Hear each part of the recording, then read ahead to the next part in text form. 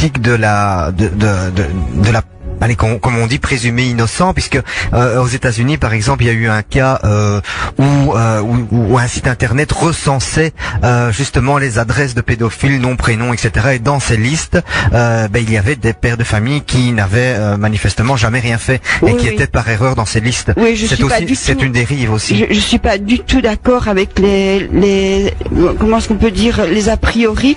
Je suis vraiment pas d'accord avec ça. Là, je m'exprime vraiment au nom.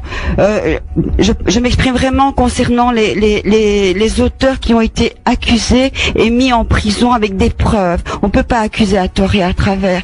Mais en tout cas, si je suis désolée de dire ce que je vais dire parce que ça va peut-être être mal pris, mais si on peut faire des placards pour les élections, pour faire de la publicité pour des hommes politiques, pourquoi est-ce qu'on ne peut pas trouver des fonds pour mettre au courant les gens de ce qui se passe réellement? Je sais pas si on peut mettre des placards de la tête des violeurs, mais quelle est l'autre solution qui pourrait être adaptée à celle-ci, quoi. C'est pas évident comme sujet.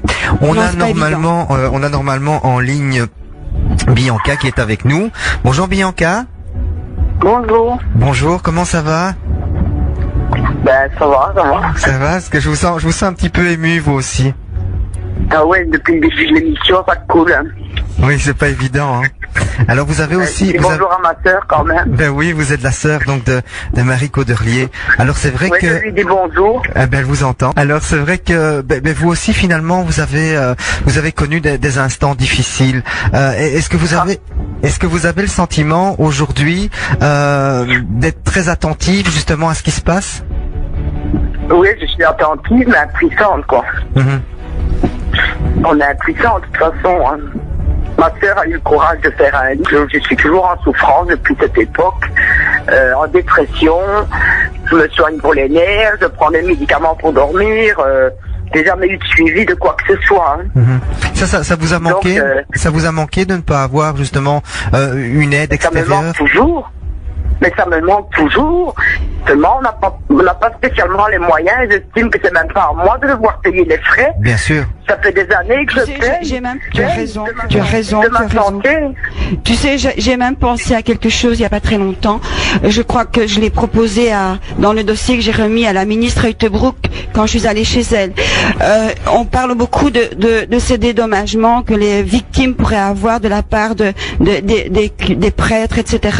Je me suis demandé pourquoi est-ce que les victimes devraient avoir de l'argent en main et peut-être, si la somme est importante, pouvoir s'acheter une voiture. Je me suis dit, c'est pas fait pour ça, ces dédommagements. Je me suis demandé pourquoi l'État ne créerait pas un fonds spécial et que toutes ces sommes qui viendraient des prêtres, donc toutes ces sommes qui sont dues, ne seraient pas versées sur un fonds spécial aux victimes d'aujourd'hui et d'hier. Évidemment, je trouve aussi que les séances de psy ne sont pas remboursées. Je trouve pas ça normal non plus.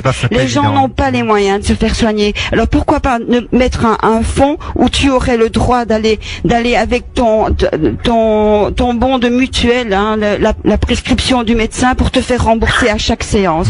Voilà, moi je trouverais ça normal. Quelle a été votre réaction quand Marie finalement a sorti son livre Berceau maudit? Est-ce que vous vous êtes retrouvés finalement dans ce livre? Est-ce qu'il y a eu un soulagement?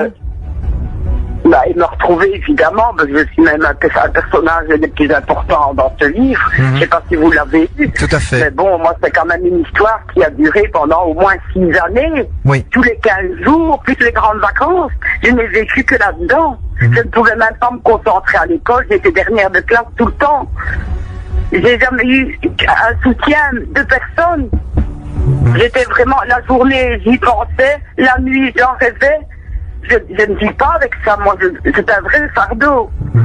Le fait justement que le livre soit sorti, est-ce que quelque part est-ce qu'il y a eu un soulagement de se dire voilà, les gens qui vont lire ce livre peut-être vont se méfier, vont apprendre justement à se protéger?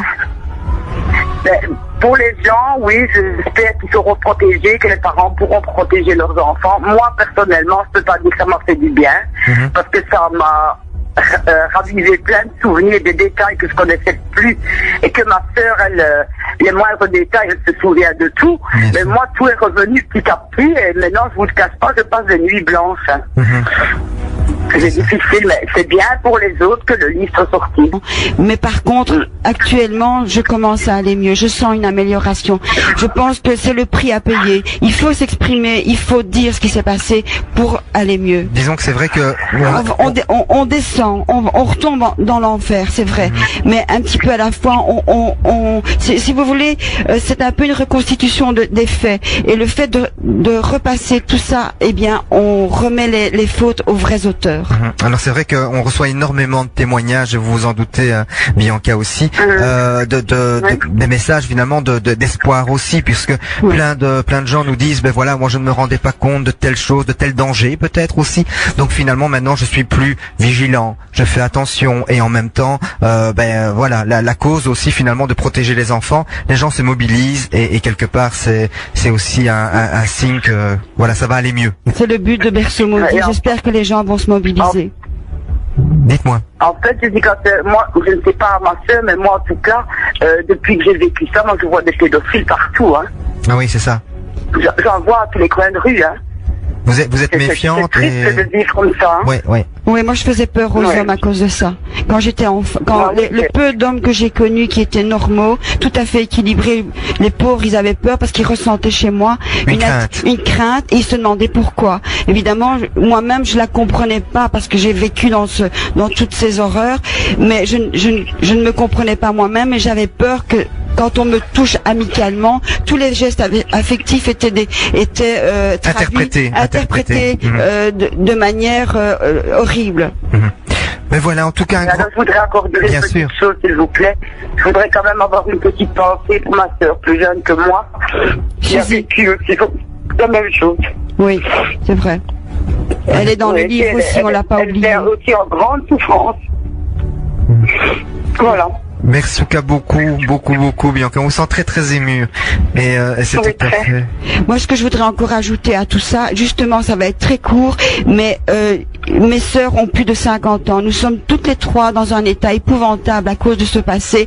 Alors, je voudrais que au ministère de la Justice, on essaye de se rendre compte que les prescriptions, il faut les enlever. Nous avons plus de 50 ans et c'est seulement maintenant que nous en parlons. Alors, comment voulez-vous qu'on mette une date limite à des enfants, à des adultes qui n'osent pas s'exprimer, parce qu'il y a la honte derrière tout ça. On n'ose pas s'exprimer et on essaye enfin voilà, il faut abolir la prescription, il faut permettre aux gens de porter plainte contre les violeurs sans restriction de date. Voilà. Et alors on est très très vulnérable avec tout ça. Dites-vous que moi j'ai pas subi un violeur, j'en ai subi 3 pendant 6 ans. Oui, donc ça a été 3, très très dur. Et qu'un seul a été puni. Hein.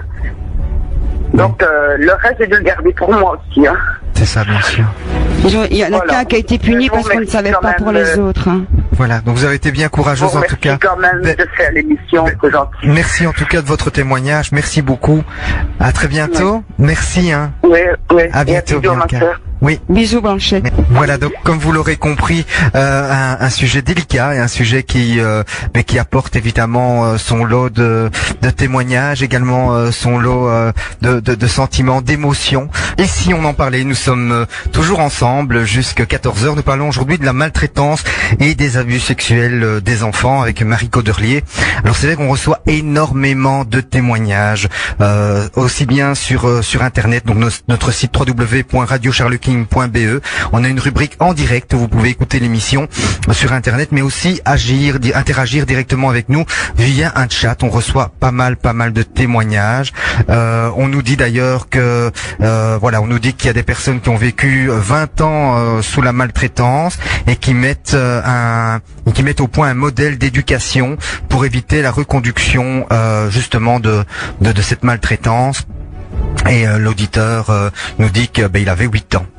Alors, beaucoup de questions aussi. On reçoit également des témoignages. On nous dit, je suis un papa de 38 ans. Ma femme est allée jusqu'à m'accuser d'abus sexuels sur ma fille de 11 ans pour en avoir la garde lors de notre divorce. Comment peut-on être sûr d'être pris au sérieux? Car depuis toutes les affaires dans la région, les hommes sont plus que jamais discrédités aux yeux de la loi. Et donc c'est Grégory de Philippeville qui nous dit ça. Donc c'est vrai qu'on ne joue pas avec ce genre de choses, bien sûr. Non, absolument pas. C'est horrible de faire ça. Un père a droit à l'amour avec son enfant et c'est vraiment scandaleux d'utiliser ce prétexte pour aller contre le bon déroulement des judiciaires lors d'un divorce, quoi. Un enfant a besoin de son père et jamais il faut utiliser ce prétexte. C'est horrible, horrible. Maintenant, j'aurais évidemment préféré que Bruno soit déjà là pour parler de ça, parce que lui, il a vraiment beaucoup de cas, c'est régulier chez lui, il connaît bien le problème. Donc on rappelle, Bruno Hembeck est en fait un psychopédague, voilà, tout à fait, qui travaille sur le terrain avec des enfants à problème. Et qui a fait la préface de votre livre. Oui, et qui m'a aidé aussi à réécrire le livre, parce que Tout sortait comme ça quand j'ai écrit. Oui, la première fois. Écoute, je vais te dire, j'ai commencé par écrire quelques heures, puis j'ai passé des soirées, et puis ça s'est terminé. J'écrivais pendant des nuits.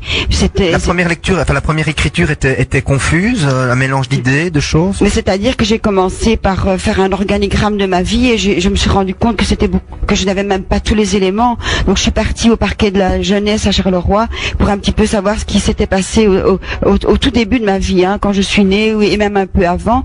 Et c'est comme ça que j'ai eu les éléments. Donc ça m'a aidé à avancer.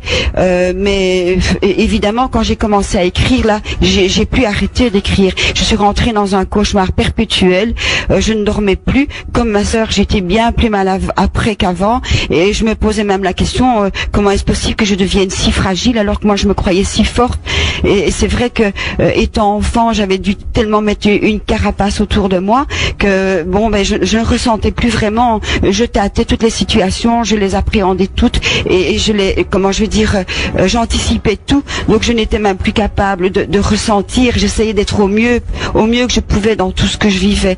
Donc quand je l'ai écrit, je l'ai vraiment réalisé, et là ça a été très très difficile, mais j'ai écrit non-stop pendant des heures et je pleurais et enfin je pleurais.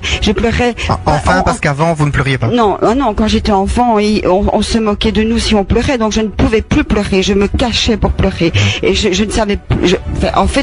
Je mettais les mains devant les yeux quand les larmes coulaient en espérant. J'avais 5-6 ans et j'espérais qu'on ne voyait pas ces larmes couler. Donc quand j'ai écrit ce livre, j'ai versé toutes les larmes. On dit il ne restait plus que les larmes de mes yeux pour pleurer. Eh bien non, moi j'ai pleuré tout mon corps. Vraiment, ça a été horrible. Nos auditeurs nous disent d'ailleurs sur le chat de l'émission que quelques-uns ont fait pareil. Dans ce mutisme, on ne dit rien, on pleure et on attend de voir. Oui, c'est très difficile. Beaucoup de questions, Marie, qui arrivent. On nous dit, ce qui me fait peur, c'est que de nos jours, malgré qu'on doive se méfier de tout, être sur nos gardes face aux abus, aux abuseurs, il y a encore trop peu de prévention. Quand les autorités vont-ils agir? Parce que sinon, ils agissent quand il est souvent trop tard. Qu'en pensez-vous, Marie? Prévention, est-ce qu'il y en a assez? Écoutez, moi j'ai pensé à certaines choses, je sais pas si je suis dans le bon, je sais pas si c'est faisable, mais en fait j'ai quand même mes petites idées. Je me suis demandé, puisqu'on apprend bien aux petits enfants à dire bonjour monsieur, bonjour madame, pourquoi est-ce qu'on n'instaurerait pas des cours dans les écoles, dans les écoles des tout petits, où sous forme de jeu, des psychologues pourraient apprendre aux enfants les limites du corps qu'un adulte ne peut pas dépasser. À partir du moment où un enfant serait bien au courant que cette partie-là du corps, on peut pas y toucher, que cette façon de parler, on peut pas l'utiliser. Et alors aussi apprendre aux enfants qu'ils doivent parler, que ce genre d'abus n'est pas autorisé, que ce n'est pas eux qui sont responsables, ce sont les adultes qui agissent.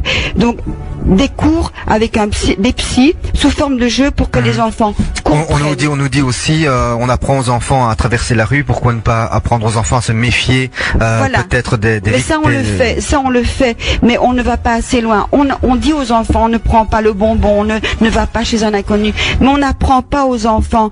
Ça, on ne peut pas tout faire. Les limites. Ça, les limites du corps à ne pas dépasser. Et alors, ce que je voulais aussi proposer, mais je ne sais pas dans quelle mesure c'est faisable, pourquoi ne pas obliger les visites médicales des enfants régulières jusqu'à l'âge de 6 ans?